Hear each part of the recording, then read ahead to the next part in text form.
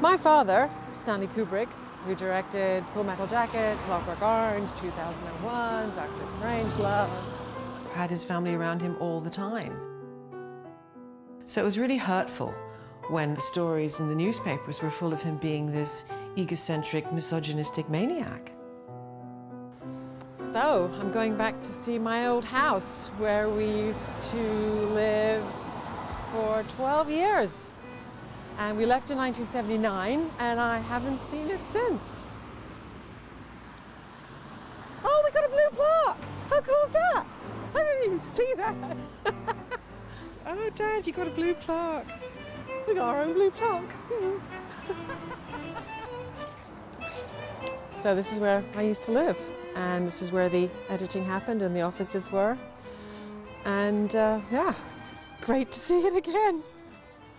Dad was a New Yorker, and he and my mum and my two younger sisters moved to England in 1960. And they loved it so much that we stayed. And this was the garage, which is where Clockwork Orange was edited. And of course, he made so many others.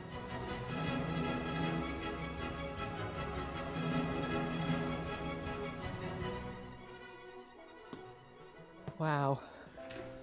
And it was full of Steenbeck editing tables and monitors. Stanley was in here all the time, and his cats would come in and sit on the editing tables. And this was his favorite room. And it's so nice for the owners to let me come and see the house. Wow. I remember so clearly one Sunday, some girls came to the door and Daddy opened it and they said, "Oh, is Stanley Kubrick here?" And he said, "No, I'm sorry, he's not home." And I was laughing at the top of the stairs.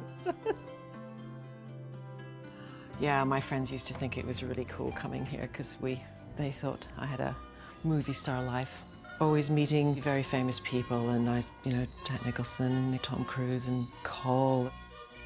Dad was a nightmare when I was a teenager because even though I was in Clockwork Orange when I was 16 for a nanosecond in the record shop, I wasn't allowed to see it till I was 18 because he was quite a strict dad. Yeah, it was a pain actually. I think Dad was very surprised at the reaction to Clockwork Orange. It was blamed for a lot of the ills that were going on in society. It was a scary time, and he even got a parcel that was ticking once. And as it turned out, it was a ticking Clockwork Orange. This house brings back a million memories. I was also cast as one of the sisters in Barry Lyndon, and then Eyes Wide Shut. That was me in the back playing Mum. When I was 18, I had a crisis of confidence. I was weeping, and he just said, "Make a list of all the things you really love doing." So film, photography, art, it all led to the art department in the film industry. And then I went on to other films, and Muppet Movie and Dark Crystal and Midnight Express and Supergirl. And when I got pregnant with my first child, I started working again at my first love, which was oil painting.